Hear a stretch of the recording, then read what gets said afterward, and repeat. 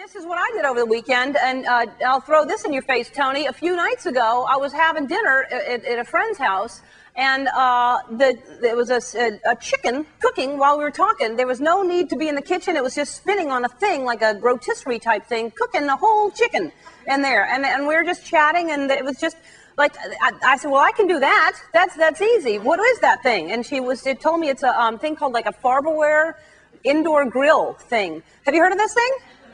I had never heard of it.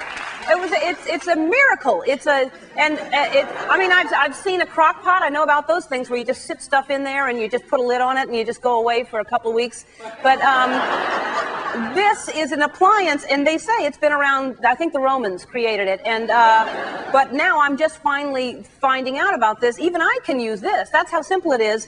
And Tony's been talking about his recipes, but this I finally now have my own way to cook because it's so easy. And what you do is, if I can remember right, you stick the chicken on the thing with the little. It's like a Ferris wheel, and well, they called it a spit, which to me is that's a bad name for something that touches food. It's too confusing. I told you to put the chicken on the spit, not spit on the chicken. So anyway, so you put the thing on the chicken right on the thing, and well, first you have to wash the chicken because you want it to be very clean, but you don't want it to taste like soap, but you want it to be fresh. So I use Irish Spring, and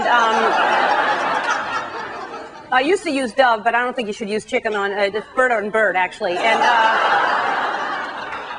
anyway.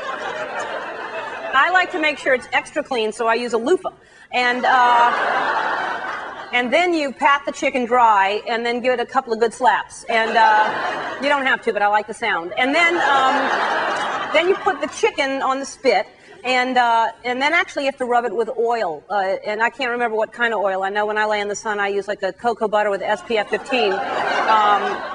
Your chicken may need more or less depending on its complexion. But anyway, so you massage it with salt and pepper into the bird, which is it's a cook talk for chicken, and then use a coarse salt to gently exfoliate.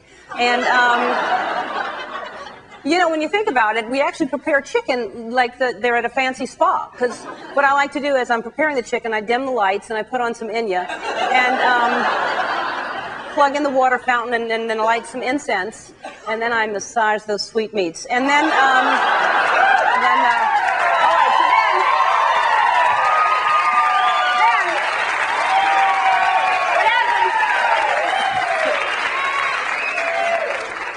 I love to make cooking fun, and so then you stick the bird on the spit, and then you just let the magic happen. You don't even have to look at the chicken again until the dinger goes off. And I mean, you could take a gen nap; it doesn't matter. And so then it's going to cook to golden perfection, and all you have to do is wash it, rub it, pat it, slap it, and bon appetit.